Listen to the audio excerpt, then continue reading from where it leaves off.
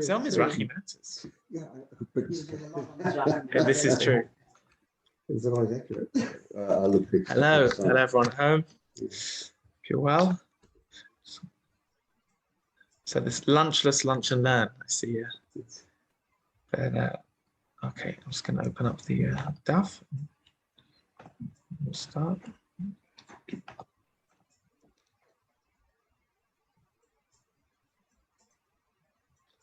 Hello.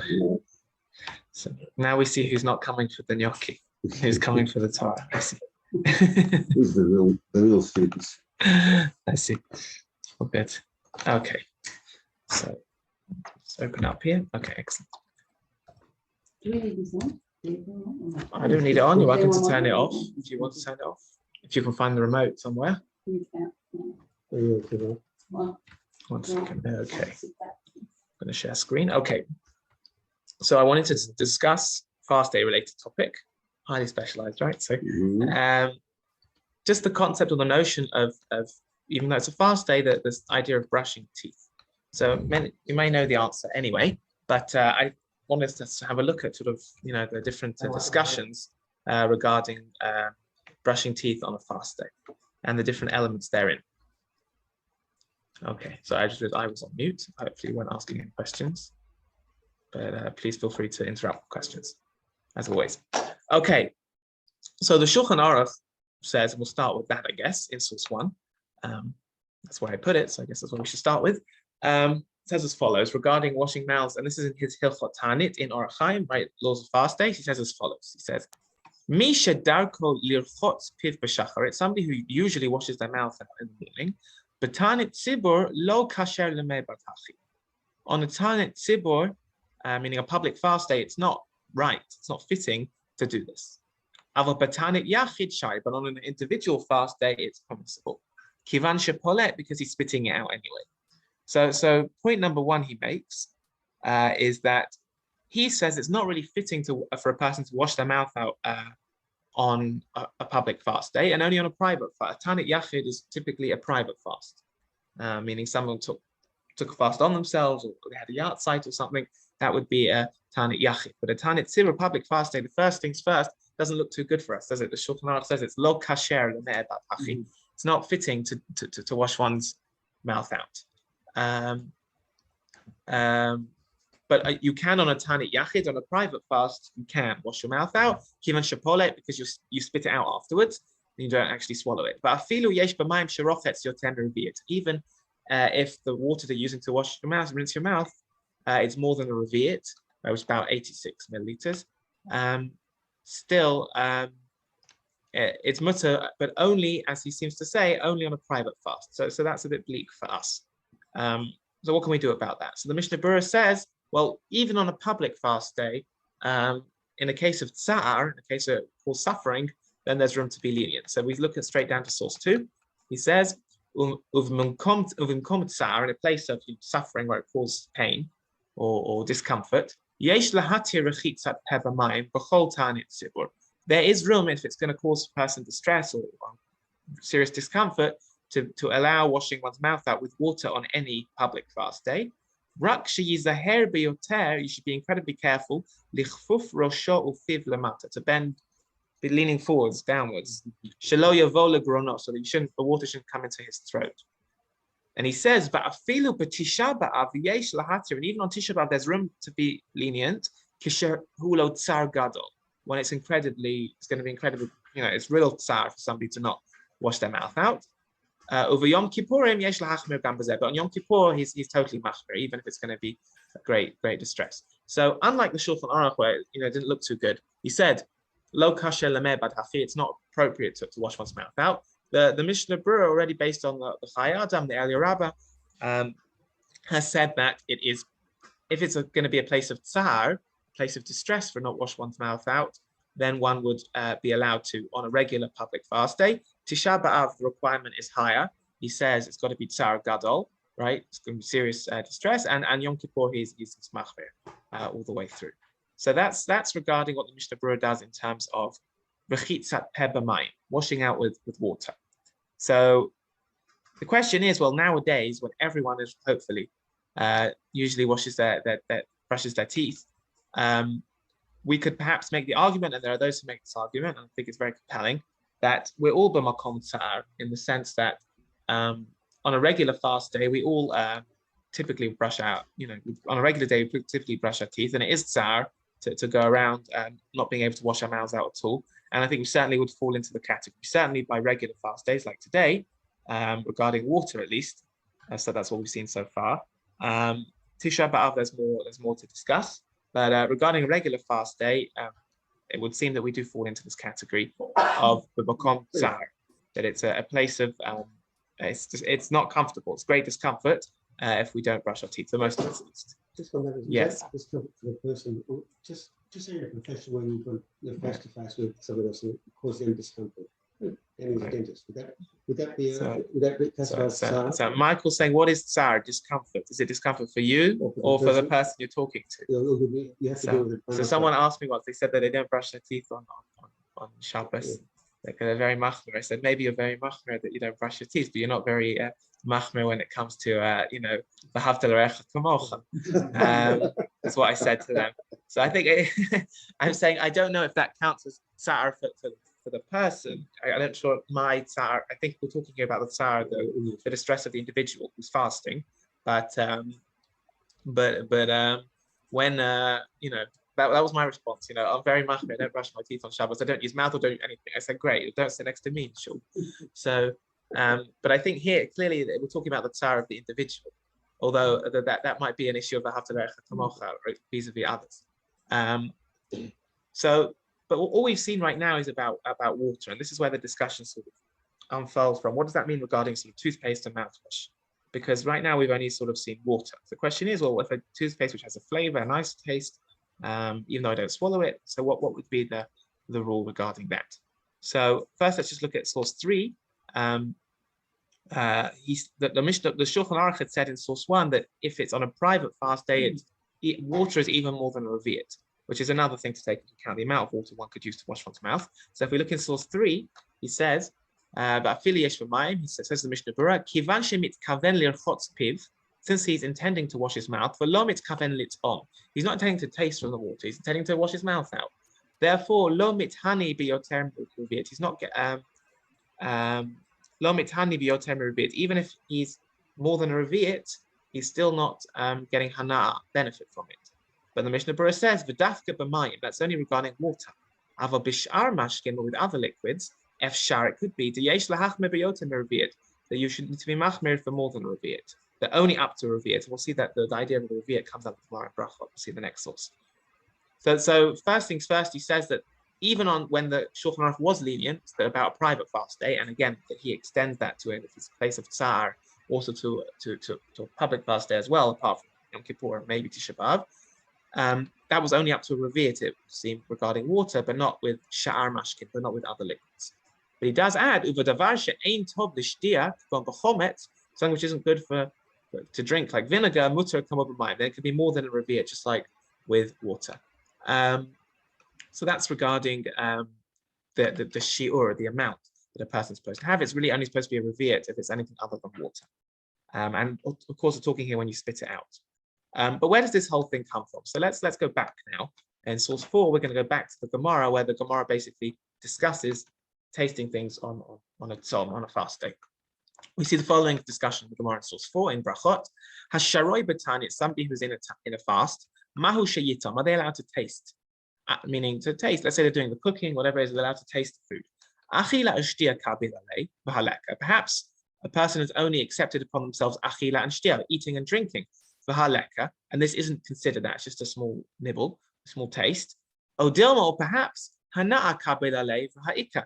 Really what you've accepted upon yourself is not to derive any hana'a, any benefit at all, not anything which is defined as food and drink, but any benefit. And this, even when you're tasting, there would be some benefit derived. Amarle, so they respond, to'em ve'em b'kach klum.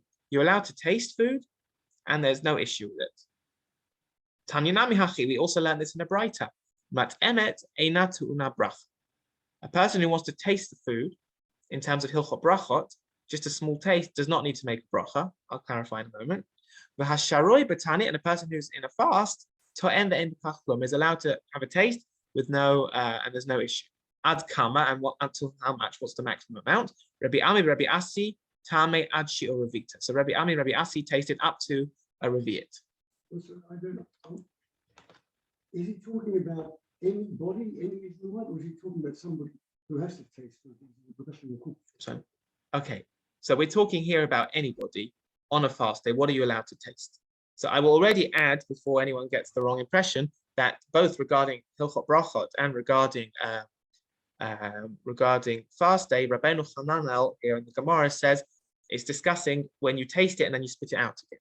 Only when you spit it out, that's when you don't need to make a bracha, and that's when on a fast day it's okay. And even so, it's up to a revi'it. It's only up to a revi'it, so a small amount. We're talking here that in theory it would mean, and we're going to discuss exactly to which fast days that may or may not apply now in the poskim. We'll discuss that in a moment. And I realized I just put source 5 in the wrong place, but never mind, so we'll skip that and I'll come back to it. But that's no, but fundamentally we're saying that in theory there's room to taste if you spit it out. So this is already a precedent sort of to try and discuss out case. So let's skip down there and skip 5 for now. Sorry about that. Let's skip to source 6. We say as follows. The Rambam understands this to be with regard to all public fast days. Again, not Yom Kippur, of course, and maybe not Tisha B'Av, but regarding the other what we call the minor fasts, this applies in this case. If we see in source 6 in his Hilchot Taniyot, Rambam writes as follows: Kol ha'shorei b'taniyot, anyone who's fasting, ben shehaya mit'aneh al tzarato, whether it's a private fast over his own saros, right, his own event that's happened, o el chalomo, or he's fasting for a dream, meaning a private fast, or like a yard site, that sort of thing. Ben shehaya mit'aneh im hatzibur, or he's fasting with the tzibur al tzaratam, or it's a communal fast. Either way, it's just important Musaf for us. You shouldn't, like ma'adanim, it shouldn't be delightful. Person shouldn't, treat themselves basically with desserts and things. But it doesn't mean just food. It means like it shouldn't be doing fun activities. Person shouldn't have a lightheadedness, kalut rosh. Person shouldn't be overly happy. Rather, he should be, concerned and subdued, and almost like in mourning, like an onen, right? Just it says, but in eicha mayit onen adam chaygever al chata'av. How, what should a man do? Umutar lo lit'om, and this is the halachic ramifications for us. Umutar lo lit'om et hatavshil. You're allowed to taste food. Let's say you're cooking for a break fast, right? You're allowed to taste it, but afilu bichdei revi'it, even up to a revi'it. V'hu shelo yivla, as long as he doesn't swallow it. Ela to'emu polet, but tastes it and spits it out. So that's what the Rambam was. The Rambam says, though, that Gemara, which says you're allowed up to a revi'it to taste and spit it out, was applying to all fasts, whether a private fast or a public fast. So, and we're going to see, which I already brought earlier, that the Shulchan Aruch rules like that it seems to be applying to all fasts.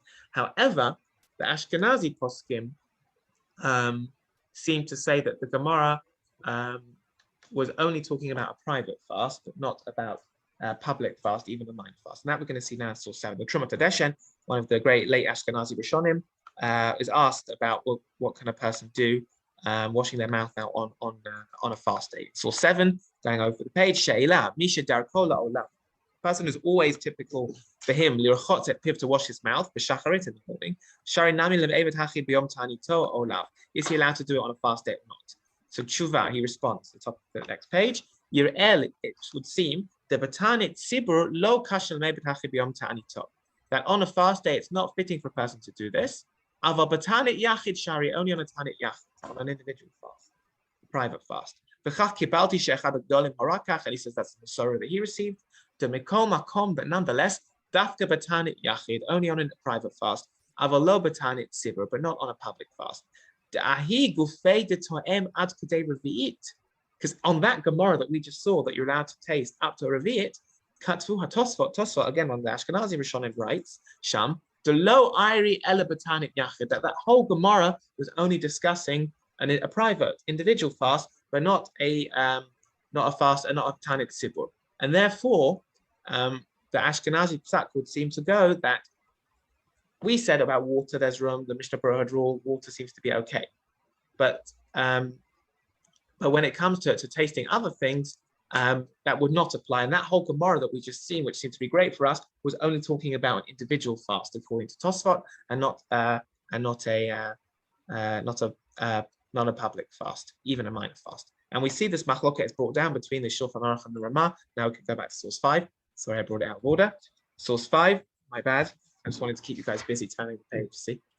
So those who are at home can just watch me scrolling up and down fanatically. It's okay. Source 5, the Shulchan Aruch brings, you see this machloket here. Hasharoi b'tani, if a person is fasting, yachol litom kadei revi'it, is allowed to taste anything up to a revi'it, uvilvad shel yiflot, as long as he spits it out.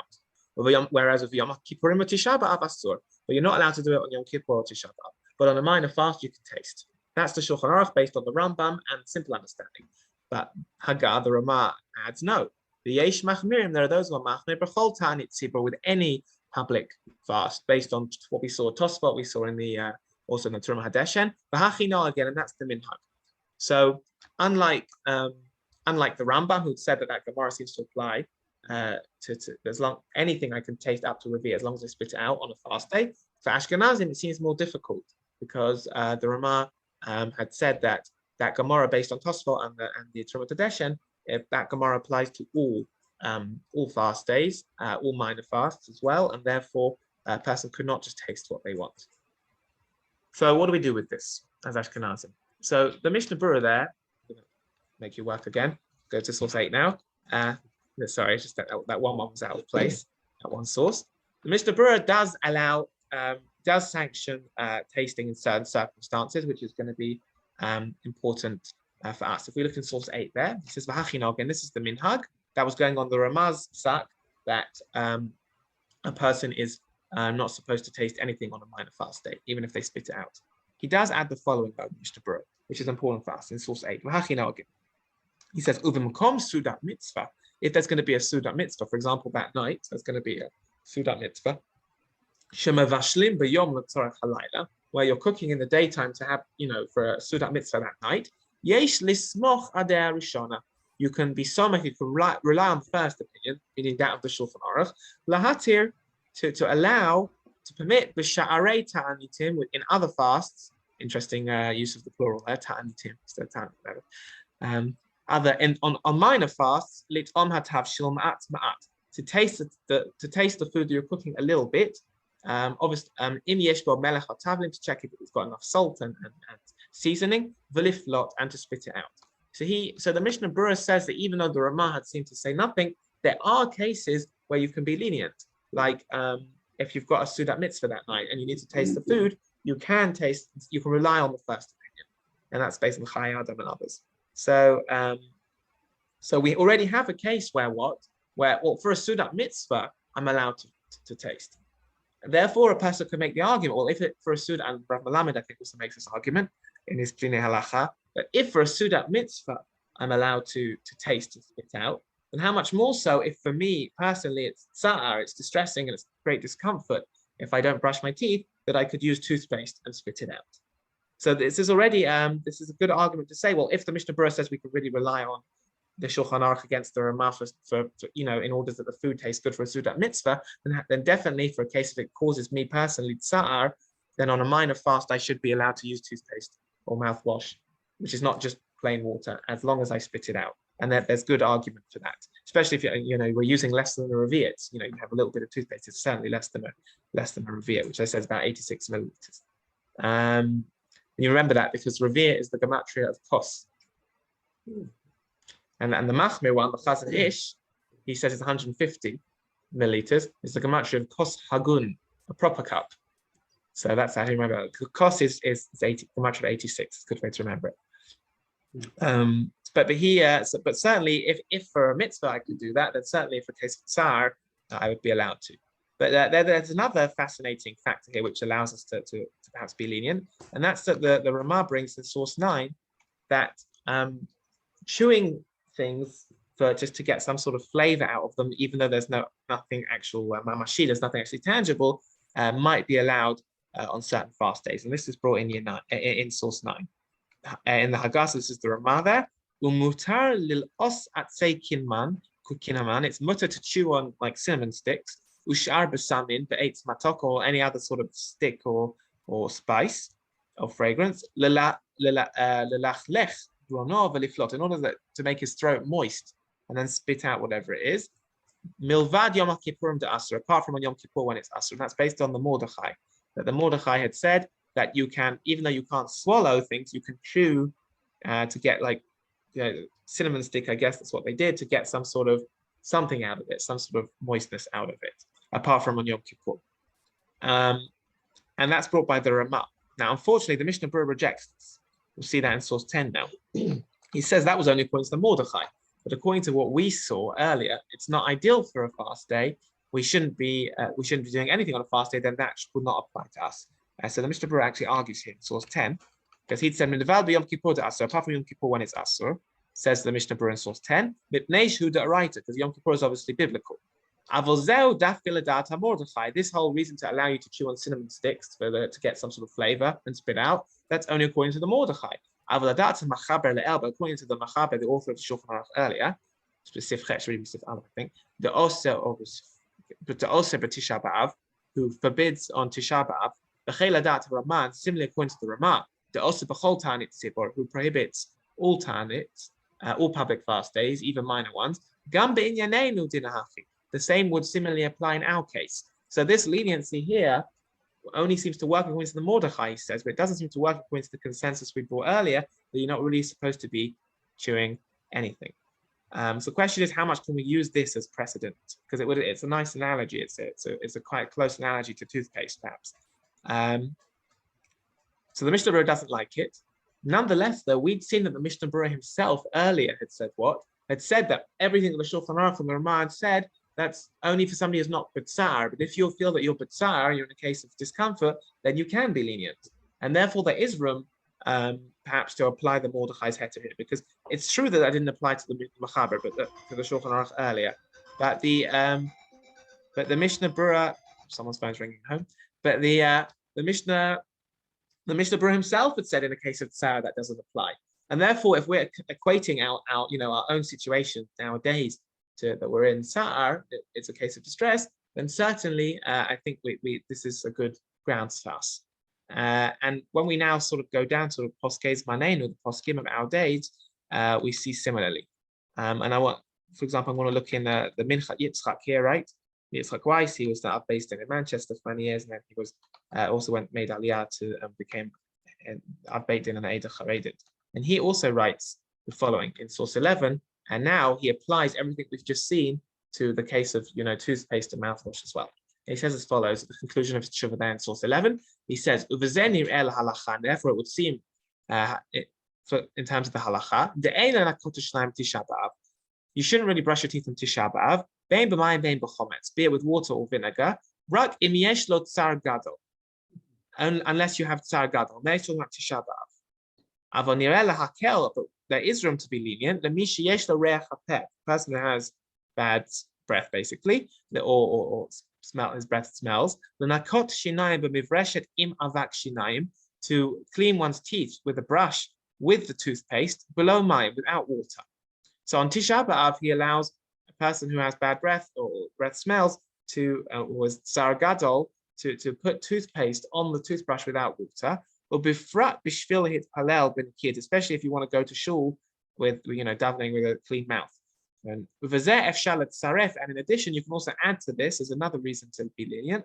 Gam dat harama v'halavush, also the opinion of the Ramah Lavush that we just saw about cinnamon, that you can chew on cinnamon sticks. Devadai avat kanal v'lo garamikinam, for sure that the aforementioned toothpaste is no worse halachically than to chew on a cinnamon stick. The kol tameh now for all the aforementioned reasons that he brings. So he allows on Tisha B'Av, even on Tisha B'Av, he allows a person to brush their teeth if they feel that they need to, and it's going to be tsar gadol, or they have bad breath, with toothpaste and without water. And that's something that he allows certainly on Tisha B'Av. The question is, what about Shar Tzomot, the other minor fasts? So based on what we've seen, there's certainly reason to be mekel on the other fasts. And if a person needs to use a little bit of water, it should ideally perhaps be less than Revi'it, although and make sure that person spits it out. And the Piskei Teshuvot also brings that here in source 12. Simple kal v'chomer, yeah, meaning for sure. Meaning, if for the Minchat Yitzchak, if he was matir, he permits B'Sar Gadol, then how much more so just regular tsar he would permit on a fast day. That's for sure. He, though, permitted only if you don't have water on the toothbrush. In theory, you just use. Then he allows it for Tisha B'Av and Tsar Gadol if the person feels incredible discomfort. But I think that even with a little bit of water, because we'd seen water was less problematic at the beginning, because the Mishnah Berurah himself has said regarding water that if you to wash your mouth out with water and spit out, if you are b'makom tsar, just regular, tsar as opposed to tsar gadol, that's okay. And now the whole question was, well, what about using mouthwash and nice smelling things or toothpaste? Yeah, I think there's definitely a reason. And in this case, Shuvot, right, Rabinovich also says this in source 12. He says, applying what we've basically the sources that we've seen, and this is his conclusion as well. He says in source 12, and this is what we learn regarding brushing teeth. Ideally, it's preferable not to use any sort of paste, toothpaste, or powder, and the like, and it's even better just to brush teeth without water. But in a case where a person has tsar, there is room to be lenient. But Tisha B'Av on Tisha B'Av we said has to be greater tsar. Over Yom Kippurim asur b'hechlet, and it's totally asur on Yom Kippur. But the next paragraph, when we allowed it in the case of tsar or tsar gadol with Tisha B'Av or great tsar on Tisha B'Av, to brush one's teeth. If a person is going to cause him discomfort, below mayim, to brush one's teeth without water, then mutar gam lishtof achar כך pepper mayim. It's also permissible to wash one's mouth afterwards with water. Ach yizaher b'yoter, but you should be very careful. Lichfof rosho piv lamata, to bend your head forward. Shelo yavol chas v'shalom hamayim l'grona, so that you shouldn't swallow the water. So what we've seen from this essentially is that there's a discussion regarding water. There's a discussion regarding things which are not water. And then there's this element of what is tsar. I made it a slightly shorter shir today, because also I have to keep going to the end of the fast, but also I wanted just to add, and there's no food, and I didn't know if everyone had the rosh, the head for it. That's why I wanted to discuss this. So before we conclude, I did want to talk about just this element of, I guess, subjectivity regarding tsar. So I said even Rav Weiss in his Minchat Yitzchak, and even Rav Rabinovich in Piskei Teshuvot, they seem to still be saying, well, ideally you really shouldn't do it. If a person is b'tsa'ar, then so and so. That's different to, let's say, when you read someone like Rav Eliezer Melamed in a halacha, who across the board will say, well, times have changed, and therefore nowadays it's the norm to brush teeth, and there we're all under the category of tsar. And therefore, on a regular fast day, it's absolutely fine, both water and to use toothpaste, as long as the person spits. So, but what we've seen, that the conclusion is that from the sources, if a person feels uncomfortable, I certainly do, and I brush my teeth on minor fast days, and on Tisha B'Av I try without water. If it gets icky, then there's what to rely on with the Minchat Yitzchak as well. But the question is, why is it that the Minchat Yitzchak here and the Piskei Teshuvot, they will come out and they'll say, well, really you shouldn't. But if you're tsar, as well as Rav Eliezer Melamed will come out and say, well, now we're all under that category. I think it's all part of just it's part of your hashkafa, in terms of just trying to understand how I look at a changing metziut when it comes to like hygiene or the like. And we see this across the board. Like Rav Melamed, for example, he's one of the big people who are pro, that you can shower on Yom Tov and the like. And he says, well, the times have changed. When you look at the poskim, they're more reserved. They say, you're not supposed to, whatever, like you're supposed to do it ava, one limb at a time. You're not supposed to have like a full shower on Yom Tov, even if the issues of, electricity have been solved, that you've got water and everything is fine, and preheated water, whatever it is, still they're reluctant. Whereas someone like Rav Melamed will come around and say, no, the times have changed. Now we're all under the category of what they call istanis. Somebody who's istanis is somebody who's incredibly delicate, right? Exactly. That's a good politically correct word, precious, right? I'm not quite necessarily OCD, but sort of in the direction of particular, fussy. There's a politically incorrect word. So the poskim say only in istanis, and the same thing for the 9 days, for example, showering in the 9 days, same thing. So, but typically we're all, and especially being in the summer in Israel in the 9 days, to not shower for the whole week it's Tzar Gadol B'Yoter, I would say. Okay, and especially in your yeshiva environment as well. So then, but you look at the poskim, and they say you're not supposed to shower, but somebody who's Eastern is somebody who's particularly delicate, or what was the word you used? Delicate. Delicate, right? Then they will. Then they may. They can wash, and they very well may wash it. Whereas Rav Melamed might say that the same thing applies to us today regarding brushing teeth on a fast day, and it might also come to be true about Yom Tov. That the idea of missing, especially Chusla, it's 2 days Yom Tov. There's also room to, again, checking that you worked out all the electricity issues, assuming that's all fine. We're all under that category today. And it's just interesting to look at different perspectives. I think when it comes to this, I think we come to the same conclusion, certainly regarding fast days, that I think most of us will feel discomfort, great discomfort, if we didn't brush our teeth. And certainly there's room to be lenient on the minor fast days and brush one's teeth, as long as the person's careful to spit out. I personally do this, and I know I'd go absolutely crazy, and I certainly wouldn't be able to give this share if I was sitting here now knowing I hadn't brushed my teeth. And I don't think you'd want to sit next to me either, but that comes back to the other discussion. But I just wanted to present here just something which was relevant to perhaps to fast days. Asar B'Teva, it's a funny one, because often in most places the world is short. Here it's the long one.